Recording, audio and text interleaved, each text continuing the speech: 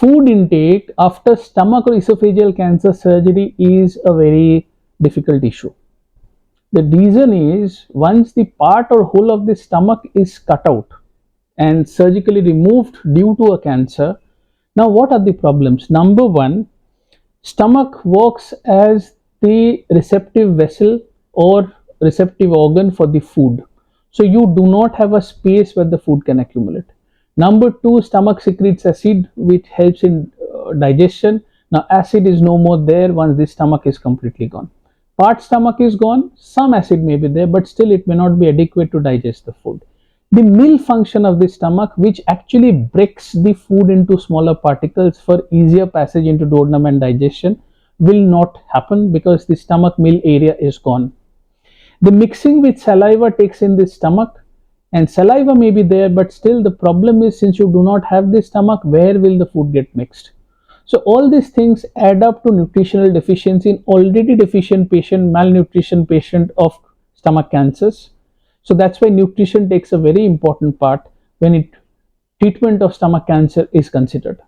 And that is the reason what we have to do is give higher proteins, balanced carbs, lower fats, but then all in a balance. Excessive carbs may give rise to early or late dumping, which can give rise to a lot of problems.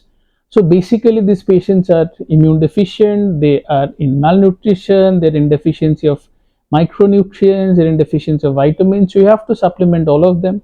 Many of these patients would be on a feeding jejunostomy where you have to give supplemental diet. It can be a kitchen feed plus the elemental protein pre-digested powders.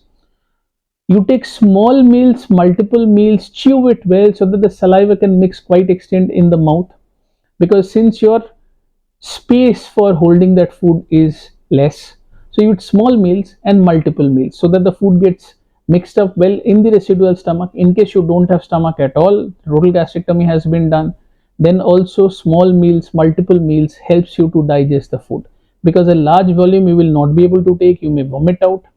So all these problems remain with a stomach cancer surgery. A doctor is the best person, a gastro-oncosurgeon, who would guide you to how to eat, avoid taking fibers, avoid taking the outer coating of fruits which may form a skybella and get stuck in the bypass area and give rise to a stomach obstruction of the residual stomach. It can get stuck at the esophageal junction, giving rise to features of dysphagia, vomiting, etc. So nutrition is very important. How you eat, what you eat, and how you take more supplements, and that is how gradually over the months you would gain back your weight, gain back your immunity, and then gradually come back to almost a near normal phase.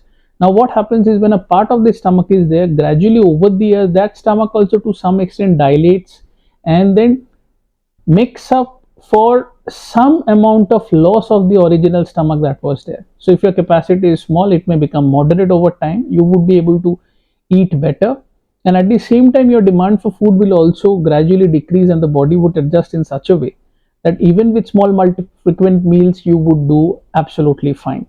But that is what is important, that the initial phase post stomach or esophageal surgery, the food intake is difficult, may not be allowed for quite few days in the post-op period immediately, because the joining or the anastomosis in the upper abdomen where the leak is going to be very devastating for the patient. So all these things needs to be kept in mind during doing a stomach surgery, especially for stomach cancers.